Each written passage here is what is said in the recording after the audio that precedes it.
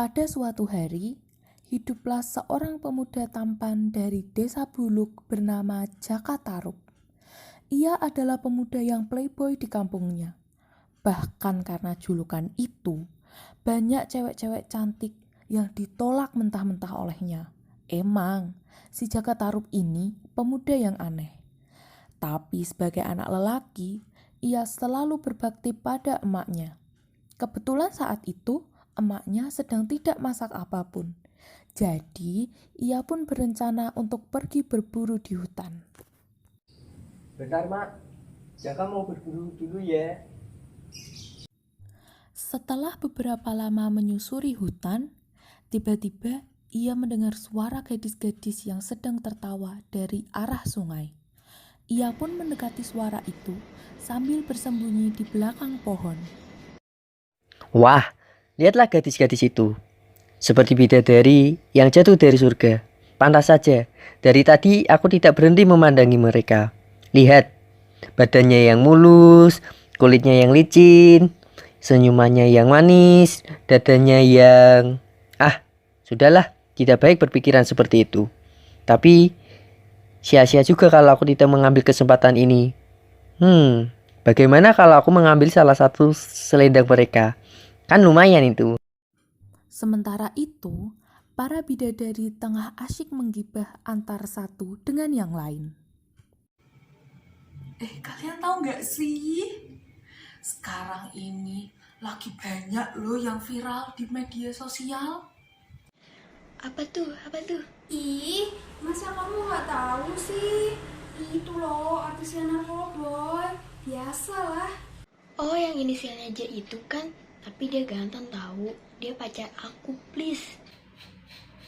Anjir, halu banget ih. Orang dia udah punya pacar. Tapi pacarnya aja kayak gak peduli tuh sama dia. Mungkin dia malu kali ya punya pacar narkoboy. Hush, kok plaster juga ya menurut lu, Bambang? By the way, bidadari hitam kenapa? Kok kebingungan gitu? Guys. Duh, ada yang lihat selendang hitam aku nggak? Pasti kan ada yang jahil kan? Ngaku nggak? Ngaku. Tuan Putri, jangan marah-marah. Udah jelek, tambah jelek tahu. Kasihan jodohnya.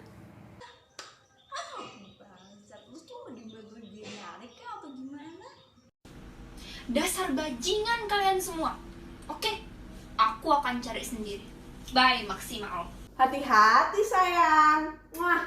Bidadari hitam pun akhirnya pergi meninggalkan mereka sambil menyusuri hutan untuk mencari selendangnya.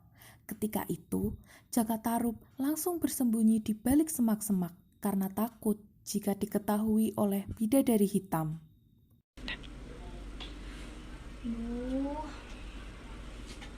Selendangku sebenarnya kemana sih? Rasanya tadi aku taruh di atas batu deh. Terus sekarang aneh banget, mana sih ini selendang? Ketika melihat bidadari hitam sedih karena kehilangan selendangnya, Jaka Tarub pun merasa iba.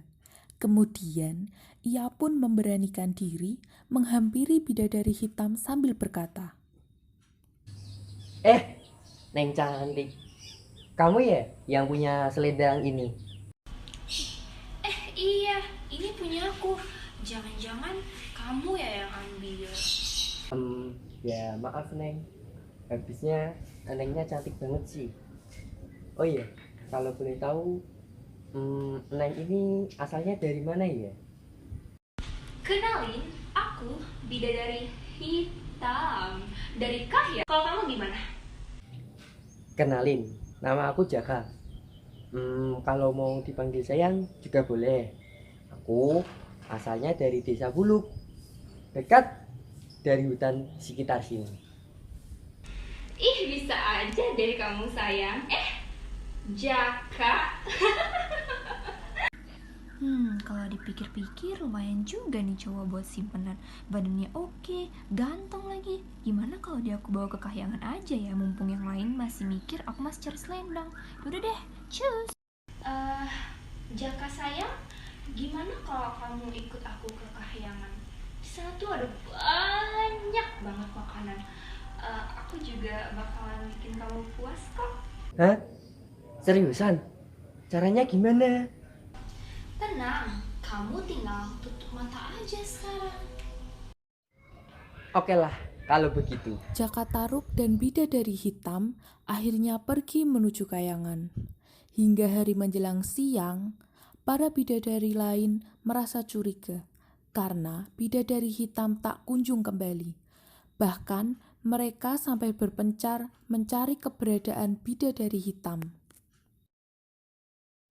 Aduh, lama banget deh. Hilang kemana sih selendangnya? Aku pun tak tahu lah. Tapi yang jelas kita itu udah nunggu di sini dari tadi.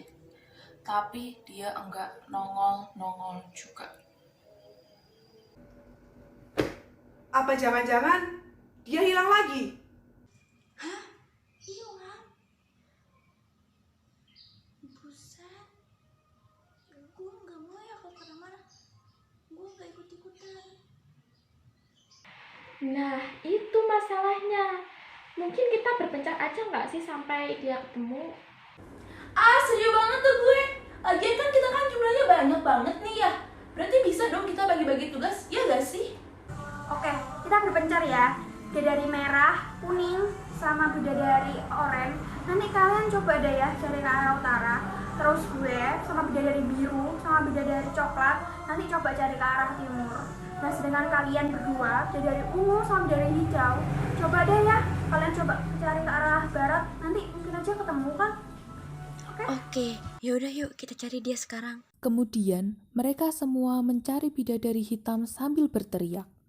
Namun tetap saja Bidadari Hitam malah tak kunjung menampakkan dirinya. Woi, Hitam, kamu di mana? Woi, Beb, sayangku, yang paling cantik, keluar dong. Ih, kemana sih? heh, lu gak usah manja ya. Bilang aja lu itu pingin kita semua yang ada di sini kena marah sama Baginda cuman karena lu doang kan? Ih, parah nih, budek banget dia. Kayaknya dia emang gak ada deh. Kita udah nyari kemana-mana loh. Nyatanya dia gak nongol-nongol. Oke guys, tenang, tenang. Kita tinggalin aja si bidadari hitam. Kita balik ke kayangan secepatnya. Tapi nanti kalau Baginda tahu gimana? Ya elah, itu masalah dia sendiri. Segala pakai nyolong-nyolong. Udah deh, kita kalau kita nyari kayangan, kita pesta aja gimana? Kita ngelayain. Soalnya si bidadari hitam anak kesayangan Baginda. Ide bagus. Lo ada minuman kan di sana? Haus banget nih. Ada bosku, gue stok banyak, tenang aja. Mereka pun akhirnya sepakat untuk kembali ke kayangan. Sampai di sana, mereka langsung berpesta ria merayakan hilangnya Bidadari Hitam. Sementara itu, Jaka Tarub dan Bidadari Hitam telah sampai di kayangan dan menikmati indahnya suasana. Wah, ternyata tinggal di kayangan itu enak ya. Selain banyak makanannya, aku juga bisa ngeliatin kamu dengan puas tentunya. Ya, begitulah dunia kahyangan. Semua ada di sini. Tapi aku teringat dengan ibuku yang sedang berada di rumah. Pasti dia menungguku sangat lama. Ya, kamu beneran mau pulang? Jangan dulu dong. Gimana kalau kita tidur siang aja di kamar aku? Soalnya kamu kelihatan kayak agak lelah gitu. Mau nggak? Tidur siang, tapi aku gak mau ngerepotin kamu. Santai aja kali, nanti kita tidur siang sama-sama. Anggap aja mau sendiri. Asik deh pasti, soalnya kan saudaraku gak ada yang tahu tentang ini. Mendingan aku rayu aja dia biar terbuai sama godaanku. Hihihi. Jaka, kamu tahu nggak perbedaan kamu sama mantan aku? Aku nggak tahu. Emang bedanya apa? Kalau mantan aku tuh jelek dan lemah. Kalau kamu tentulah tampan dan berani. tampan dan berani. Tuh kan, kamu pasti gak percaya kalau kamu tampan dan berani. Menurutku, kamu itu tampan kalau kamu mau menuruti perintahku. Dan berani kalau kamu... Kalau apa? Kalau kamu mau tidur bersamaku sehari aja di sini. Ya, ayolah. Aku janji akan memuaskanmu sebisa kemampuanku. Oke, mari kita mulai. Tanpa disadari, keduanya termakan oleh nafsu mereka. Bahkan, tak ada satupun orang yang tahu keberadaan Jaka Tarub di kayangan bersama bidadari hitam berduaan dalam kamar yang sempit. Tetapi, mereka justru menikmati momen tersebut untuk kesekian kalinya. Sementara itu, para bidadari lain tengah berpesta di ruang sebelah kamar bidadari hitam. Anjir, kalau misalnya pesta kayak gini terus, enak kali ya kayaknya. Jelas orang aja baginya juga nggak tahu kan kita lagi pesta-pesta gini, ya enggak? Of course dong, lagian isi kepalanya cuma ada bidadari doang, kita mah jarang banget. Oh iya, BTW, tadi waktu aku lewat di depan kamarnya bidadari hitam, kok ada suara cowok ya? Masa iya ada cowok? Terus gimana cara dia bawanya? Siapa tahu pakai mantranya dia buat sampai ke kayangan. Tapi setahu aku susah sih untuk bawa orang ke sini. Positive thinking aja. Mungkin kalian salah dengar kali. Bisa jadi sih. Tapi aku penasaran banget sama kamarnya. Gimana kalau kita bareng-bareng lihat ke kamarnya? Nah, aku setuju banget sama ide kamu. Gimana kalau kita keluar dan periksa kebenarannya? Selepas berpesta, mereka pergi menuju kamar bidadari hitam untuk mengecek apa yang sedang terjadi. Saat mereka membuka pintu kamar, tiba-tiba... OMG! Tuh kan bener. Bisa-bisanya gadis paling disayang sama Baginda berani bawa masuk pria ke kamar. Bahkan tanpa izin dari kita lagi. Aduh, tolong dong, jangan bilang sama Baginda soal ini. Sumpah deh, dia tuh baik loh. Ya kan, Jaka? Tapi kenapa kalian bisa saling mengenal? Kamu sejak kapan bawa dia kemari? Kami sebenarnya sudah saling mengenal saat aku mengambil selendangnya waktu itu. Jadi, aku memutuskan untuk mengembalikannya dan ingin menjadi temannya. Semudah itu kamu menyembunyikan diri dari kami. Lebih baik jika kamu mengenalkan diri kepada kami. Tentu kami akan sangat terbuka padamu. Iya benar, kami tidak akan mengatakan hal ini pada Baginda, tetapi ada satu syarat yang harus kamu penuhi. Apa itu? Kalau boleh aku tahu. Kamu harus terlebih dahulu berpesta dengan kami semua, barulah kami semua yang ada di sini mempersilahkan kamu untuk pulang dengan selamat. Baik, kalau itu yang kalian mau, maka aku bersedia untuk melakukannya. Baguslah kalau begitu. Kemudian, kembalilah bidadari-bidadari itu ke kamarnya, terkecuali bidadari hitam bersama Jaka Tarub. Mereka berdua malah justru bersenang-senang di dalam kamar mereka sampai hari menjelang malam. Ketika malam tiba, datanglah beberapa bidadari lain yang juga akan merayakan pesta bersama.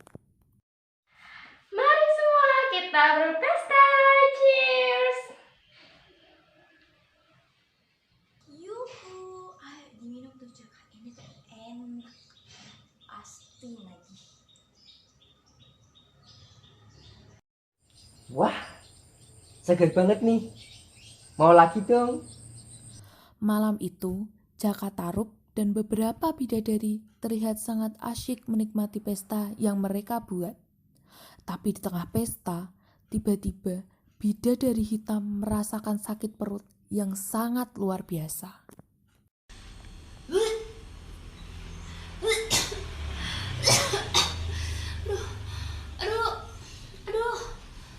perutku sakit banget, ya ampun. Aduh. Kamu kenapa? Gak apa-apa kan? Salah makan kali.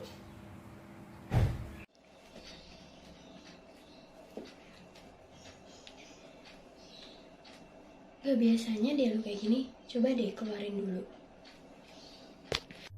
Saat bidadari hitam pergi untuk mengeluarkan isi perutnya, ia pun kaget melihat apa yang dikeluarkannya adalah darah. Sontak saja, bidadari lain pun mulai mempertanyakan hal ini kepadanya. Kok lu muntah darah sih? Lu keracunan makanan ya? Apa kebanyakan minum? Apa jangan-jangan lu tidur ya sama si Jaka? Ngaku aja, lu pasti ngelakuin hal-hal yang gak benar kan? Coba lo jujur ke kita semua, lo itu habis ngelakuin apa sih? Hah? Aku nggak habis ngapa-ngapain kok. Alah, nggak usah sok polos lu anjing. Tiba-tiba, muka bidadari hitam menjadi pucat. Ia pun jatuh pingsan dengan mulut yang mengeluarkan darah. Jakataru pun murka. Ia pun marah kepada bidadari lain yang tak menolong saudaranya itu. Bagaimana bisa kalian menyakitinya begitu saja? Lihat, dia hampir sudah tidak bernyawa. Mengapa kalian tega sekali? Ya ampun, Jakaya Malang. Gara-gara kamu nurutin semua perintahnya dia, sekarang kamu yang bakal tanggung jawab semua akibatnya. Tapi aku juga telah bersepakat dengan kalian untuk mengikuti pesta ini. Tapi inikah balasannya?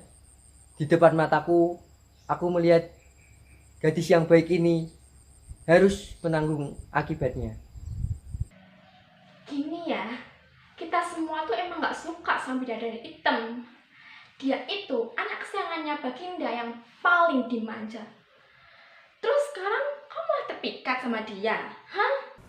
Dan karena itu, kami sengaja memasukkan racun diam-diam kepada minuman miliknya. Pasti kalian memiliki makna terselubung di balik ini. Iya kan? Tenang, santai. Kami hanya ingin merebutmu dari bidadari hitam. Karena kamu adalah pemuda yang tampan. Dan tentu bidadari hitam gak pantas dapetin kamu. Terus sekarang kamu harus menikahi kami semua. Atau kamu gak akan bisa pulang ke asalmu. Kalian semua jahat. Kalau begitu, aku juga akan mati bersama dengan dia. Agar jangan sampai aku menikahi kalian semua. Dengan pisau di tangannya, ia pun menusuk dirinya sendiri dan mati bersama dengan bidadari hitam. Seketika, tamatlah riwayat mereka untuk selama-lamanya. Sementara itu, bidadari lain merasa bersalah karena hal ini. Mereka pun menyesal karena telah melakukan hal yang salah. Di hadapan jasad mereka, bidadari-bidadari itu bersedih sambil bersujud di hadapan mereka.